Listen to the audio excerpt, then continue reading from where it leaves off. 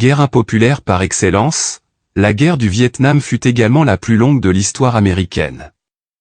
Elle aura marqué toute une génération, causant de nombreuses pertes civiles et militaires, infligeant de nombreuses blessures aussi bien physiques que morales. Toutes ces cicatrices ne se refermeront probablement jamais. Aujourd'hui je vais vous parler de quelques événements étranges qui se sont déroulés durant ce conflit. Laissez-moi vous raconter les mystères de la guerre du Vietnam.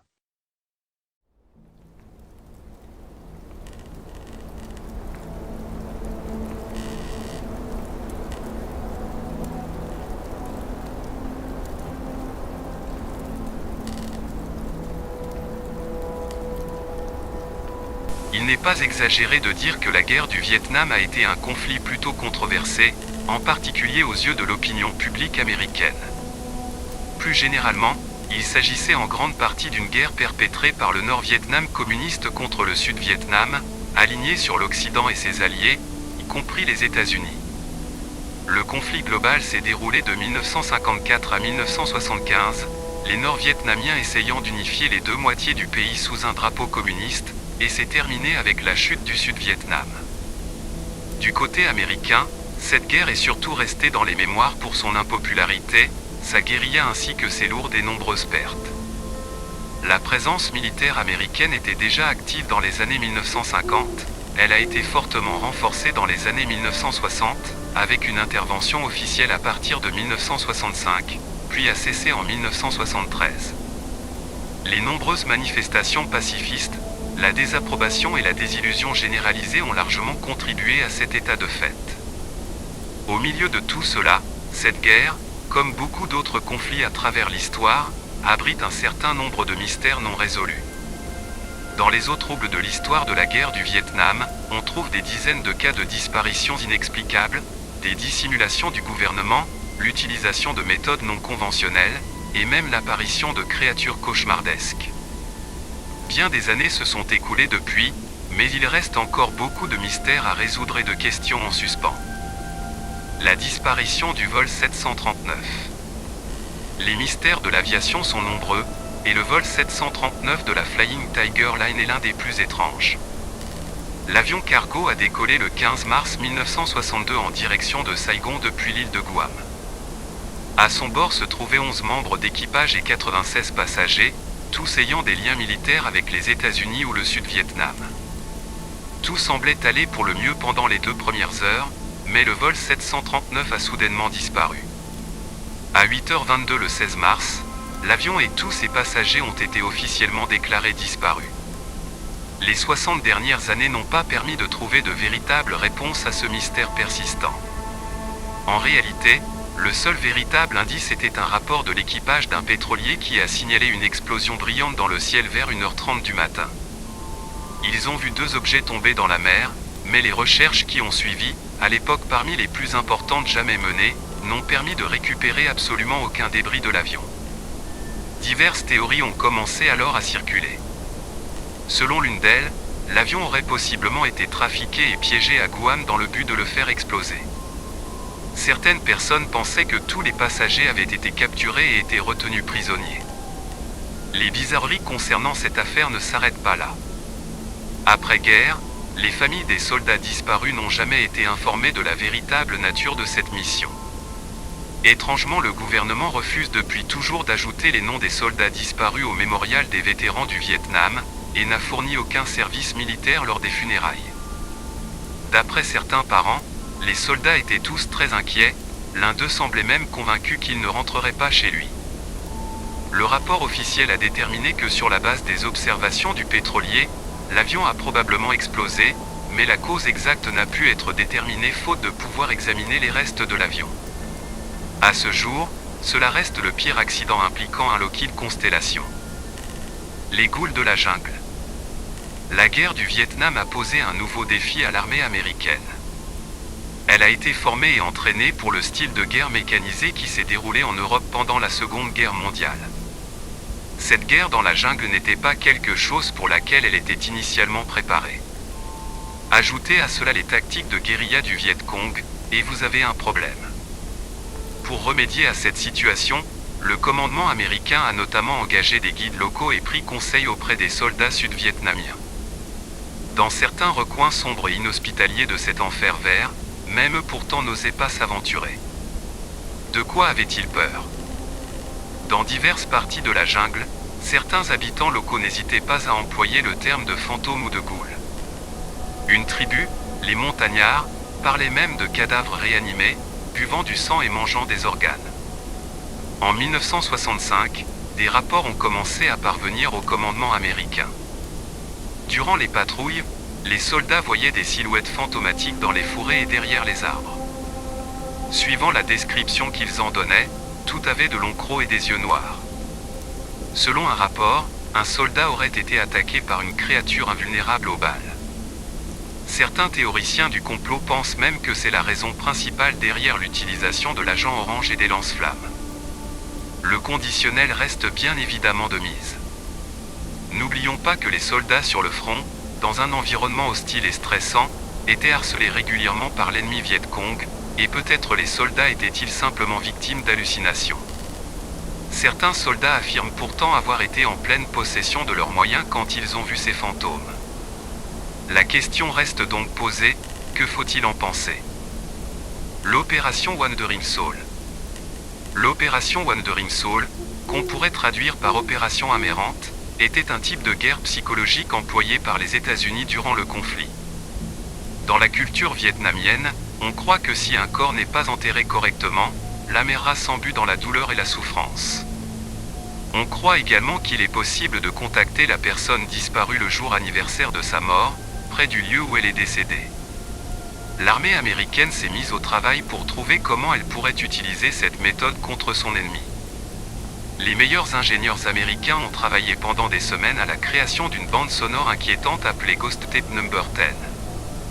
Cette bande était diffusée par des haut-parleurs à l'extérieur des bases américaines et à bord d'hélicoptères. Elle contenait la voix fantomatique d'un Vietnamien qui déplorait sa mort et demandait à ses camarades de se rendre.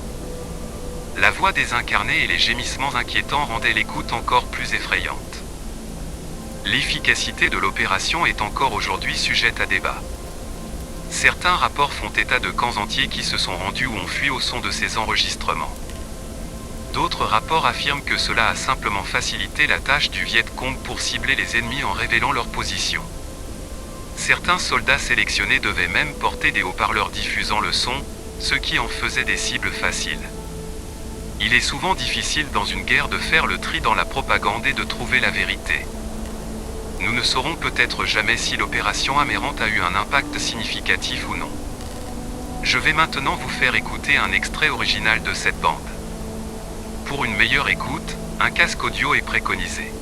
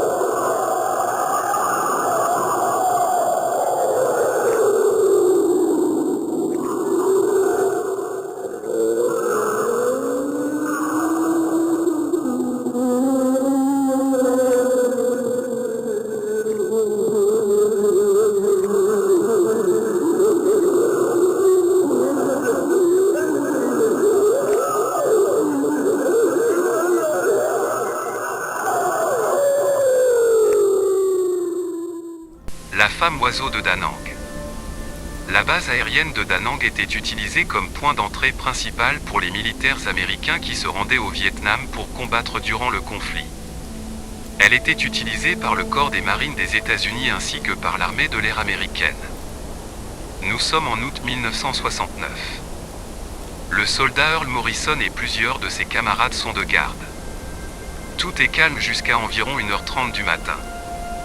Peu après, les hommes de la première division des marines aperçoivent une forme étrange et brillante dans la nuit. Earl Morrison en fait le témoignage suivant. Nous avons vu ce qui ressemblait à des ailes, comme celles d'une chauve-souris, mais celle-ci était gigantesque. Lorsque la forme s'est suffisamment approchée, nous avons remarqué qu'elle ressemblait à une femme nue. Sa peau, son corps et ses ailes étaient complètement noirs, mais elle brillait d'une teinte verdâtre. Elle est passée au-dessus de nous sans un bruit. Elle se trouvait à ce moment-là à environ 2 ou 3 mètres de haut. Nous l'avons simplement regardée passer. Elle continuait à se déplacer en battant des ailes mais toujours sans bruit. Par moments on ne distinguait plus qu'une lueur verdâtre très brillante. Elle s'est ensuite éloignée en direction du campement et cette fois-ci nous avons entendu le battement de ses ailes. Nous avons continué à l'observer un moment puis elle est montée toujours plus haut et a fini par disparaître. Hallucination collective, canular ou entité extraterrestre. Que s'est-il vraiment passé cette nuit-là? Une théorie très intéressante a fait surface il y a peu. Il pourrait s'agir d'une opération orchestrée par la CIA dans le cadre d'expériences sur la guerre psychologique. La femme ailée serait en fait une projection holographique électromagnétique. Une question reste cependant en suspens. Si cette expérience a bien été menée par la CIA, quel était le but recherché? La première femme prisonnière de guerre au Vietnam. Les personnes disparues et les prisonniers de guerre capturés pendant la guerre du Vietnam suscitent toujours de nombreuses et brûlantes discussions. On estime à plus de 1000 le nombre d'Américains toujours portés disparus, et les discussions sur leur potentiel rapatriement enflamment toujours autant les débats. L'un des cas les plus étranges est celui de la disparition du docteur Eleanor Ardell Vietti en 1962. Eleanor Vietti a servi comme médecin durant le conflit, et dans la population montagnarde du Sud-Vietnam avec l'Alliance chrétienne et missionnaire. Le 20 mai 1962, des combattants de la guérilla sont arrivés dans le village où se trouvait Eleanor. Ils lui ont ordonné de les accompagner, emmenant également avec eux 2 autres volontaires, Archie Mitchell et Dan Gerber. Tous 3 ont été ligotés et sont partis en compagnie des combattants. Ils n'ont jamais été revus. À ce jour, les raisons et les circonstances de leur enlèvement sont restées incertaines et floues. Aucune rançon n'a jamais été réclamée, ce qui n'a fait qu'ajouter à la confusion. Quant à eux, les hauts responsables de l'Alliance chrétienne et missionnaire soupçonnent que le raid avait pour but d'obtenir davantage de fournitures médicales. Cela ne change rien au fait qu'au-delà de quelques rumeurs floues, le sort d'Eleanor, Archie et Dan n'a jamais été déterminé. Un article du Des Moines Tribune de la fin de 1962 mentionnait une femme capturée qui faisait en réalité directement référence au docteur Eleanor Vietti. Elle aurait soigné des soldats Viet Cong blessés et aurait voyagé aux côtés de Mitchell et Gerber, ce qui signifierait donc qu'ils étaient tous indemnes. Un article du Battle Creek Enquirer de 1965 rapportait des déclarations très similaires de prisonniers Viet Cong. Tous 3 étaient transportés de village en village pour fournir une aide médicale, mais toutes les tentatives pour prendre contact avec eux étaient apparemment infructueuses. À l'époque, les services de renseignements américains et sud-vietnamiens avaient découvert leur emplacement probable, mais n'avaient jamais pu les sauver. Des rapports ont continué à faire surface à leur sujet au fil des ans depuis 1962. Certains membres de leur famille pensent qu'ils sont toujours en vie. Le bâtiment en T727 de Saigon.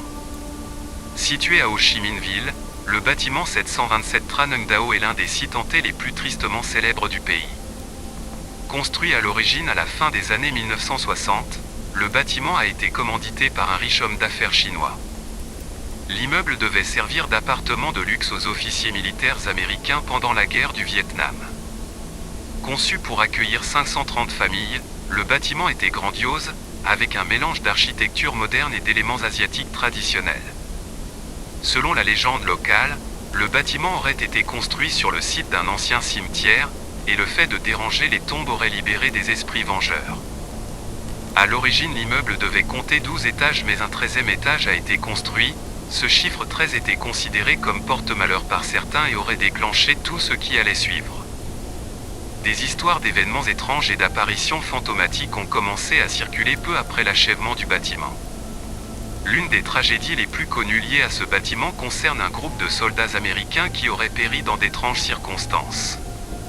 Au cours d'une nuit de combat particulièrement intense, le groupe s'est réfugié dans le bâtiment pour se mettre à l'abri. Au matin, tous les soldats ont été retrouvés morts, leurs visages montrant des signes de peur extrême. Cet incident a contribué à la réputation inquiétante du bâtiment. Les années ont passé, les Américains sont partis, mais les phénomènes ont continué. Plusieurs locataires ont affirmé avoir entendu le son d'un défilé militaire ainsi que des murmures et des cris dans les couloirs. Un témoin affirme avoir vu à plusieurs reprises deux esprits dans un corridor, celui d'un soldat américain tenant la main de sa petite amie vietnamienne. On signale également des chutes soudaines de température dans différentes parties du bâtiment. Plusieurs silhouettes fantomatiques en uniforme américain ont également été aperçues. Étrangement, ces apparitions sont toujours accompagnées de coups de feu et d'explosions, comme si elles rejouaient les événements traumatisants du passé. Il pourrait s'agir du groupe de soldats ayant cherché refuge durant la guerre. Au fil des ans, des tentatives ont été faites pour rénover et réutiliser le bâtiment, mais nombre de ces efforts se sont heurtés à la résistance de ceux qui croient en sa nature hantée. Certaines parties du bâtiment sont toujours occupées, tandis que d'autres restent abandonnées et en mauvais état. De ses origines en tant que résidence luxueuse pour officiers militaires américains, à son déclin et sa réputation de lieu hanté, l'histoire du bâtiment est un mélange fascinant d'histoire et de folklore. Les nombreux récits d'apparitions, de voix désincarnées et de phénomènes inexpliqués ont consolidé son statut de l'un des sites les plus hantés du Vietnam, attirant les curieux et les courageux qui cherchent à découvrir ses secrets. Les singes des rochers. On le sait, bon nombre de soldats ont été traumatisés par la guerre du Vietnam et ont développé ce qu'on appellera plus tard le post-traumatic stress. Il semblerait que le Viet Cong n'était pas le seul ennemi des GI américains dans la jungle dense et inhospitalière. De mystérieuses créatures que les tribus locales appelaient les personnes de la forêt ont commencé à faire leur apparition. Suite aux divers événements qui se produiront plus tard, les Américains les surnommeront les singes des rochers. Décrits par des témoins oculaires comme mesurant entre 1,50 m et 1,80 m, les singes des rochers sont bipèdes et sont recouverts d'une fourrure brune ou rougeâtre. Ils sont robustes, avec de longs membres et un ventre proéminent. Des soldats, aussi bien américains que vietnamiens, ont rapporté des rencontres rapprochées avec ces cryptides. En 1968, le caporal-chef Alfonso Villarreal du corps des Marines se souvient qu'une nuit son escouade a vu ce qui ressemblait à un gros ballon se diriger vers eux à travers un ravin. Alors qu'il était presque sur eux, ils ont réalisé qu'il s'agissait en réalité d'une de ces créatures, qui s'est rapidement affolée et s'est cachée dans les buissons. Quelque chose a commencé à dévaler les parois abruptes du ravin. Il s'agissait de grosses pierres poussées intentionnellement dans leur direction par des singes des rochers. Le caporal-chef Villarreal les décrira plus tard comme ressemblant à des gorilles ou à un mélange de Yeti et de Bigfoot. En 1969, une patrouille de la 101e division aéroportée de l'armée américaine a rencontré 8 singes des rochers, marchant le long d'un sentier sur la crête de Nuimoto. Les prenant pour des Viet Cong, les soldats ont ouvert le feu. Malgré des tirs nourris, aucun singe n'a été touché. La plus grande des créatures a alors chargé les soldats tandis que les plus jeunes se retiraient, ce qui est un comportement typique des primates. Le sergent Craig Jorgensen, qui fait également partie de la même division aéroportée, a raconté dans un livre publié après-guerre, une autre de ces rencontres. C'était une journée chaude et humide. 6 hommes en patrouille se reposaient au milieu d'une jungle montagneuse lorsque l'incident s'est produit. Selon les hommes, quelques petits arbres situés à 15 mètres en amont se mirent à trembler clairement. Les soldats se sont immédiatement mis en position de combat, s'attendant à voir surgir l'ennemi. Ils n'imaginaient pas ce qui allait sortir des buissons. Un visage recouvert de poils roux est soudain apparu. On distinguait une paire d'yeux sombres et une énorme bouche. La créature est alors sortie de la végétation dans une clairière, permettant au groupe d'observer le reste de son corps musclé, lui aussi recouvert de poils roux. Elle ne mesurait pas plus d'1,50 m et marchait debout.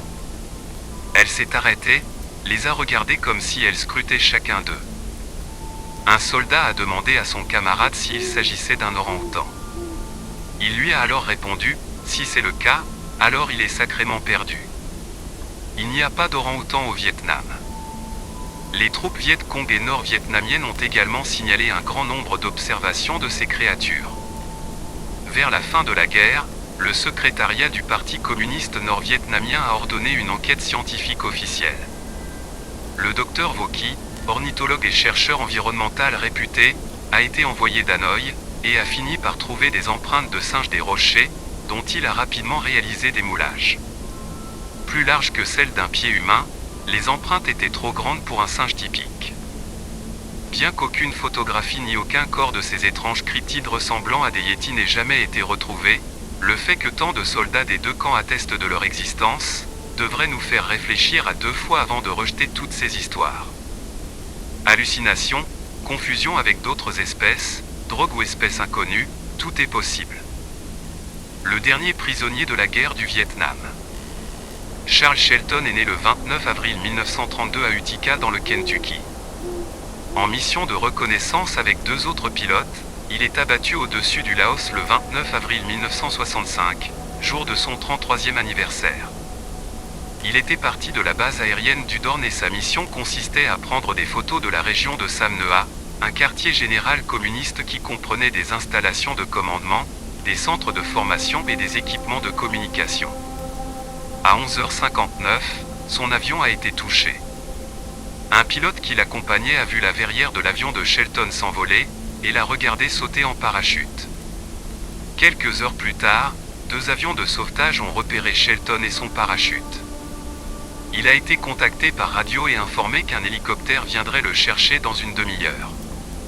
Shelton a indiqué qu'il était en bonne santé et a utilisé sa radio pour diriger les forces de secours, mais le sauvetage a été retardé en raison des mauvaises conditions météorologiques. Le temps s'est éclairci et une équipe de secours s'est rendue sur les lieux. Arrivés sur place, les sauveteurs ont constaté que le capitaine Shelton avait disparu. Même son parachute restait introuvable. Après plus de 148 missions pour tenter de retrouver le soldat disparu, les recherches ont été interrompues le 5 mai 1965, et Shelton a été répertorié comme porté disparu. Les villageois locaux ont ensuite confirmé avoir été témoins de sa capture, et son statut a été changé en prisonnier de guerre. Il aurait été détenu prisonnier dans des grottes pendant les 3 années suivantes. Durant sa captivité, il aurait tenté de s'évader à de multiples reprises, opposant une forte résistance aux officiers chargés de l'interroger. D'autres prisonniers de guerre américains racontent l'avoir vu enchaîné, fréquemment battu et détenu dans un fossé peu profond pendant de longues périodes. Il existe des preuves que le capitaine Shelton était toujours en vie et retenu captif de 1981 à 1985 au camp 214 près de Tchepon, au Laos. Au fil des ans, de nombreux témoignages ont fait surface sur sa localisation dans plusieurs camps. Sa santé était précaire, mais il a continué à survivre. Le capitaine Shelton a été promu au grade de colonel. En 1990, sa femme Marianne, désespérée de ne pouvoir le retrouver et après de longues années de combat avec le Congrès, s'est suicidée par balle à San Diego en Californie. Marianne est enterrée au cimetière d'Arlington à côté de la tombe vide de son mari Charles. Le statut du colonel Shelton a été changé définitivement par tué au combat en 1994, à la demande de la famille qui a épuisé toutes les tentatives pour le localiser. Que faut-il penser de tout cela? Faut-il vraiment tout décrypter et analyser pour trouver les bonnes réponses? Chacun se forgera sa propre opinion. Ce n'est que mon avis, mais j'ai tendance à penser qu'un esprit cartésien ne sait plus rêver. Si une partie en moi aime bien analyser les choses, une autre bien plus grande, laisse place à l'imagination et à l'ouverture d'esprit. Une phrase résume parfaitement ma pensée. Les pieds sur terre, la tête dans les étoiles.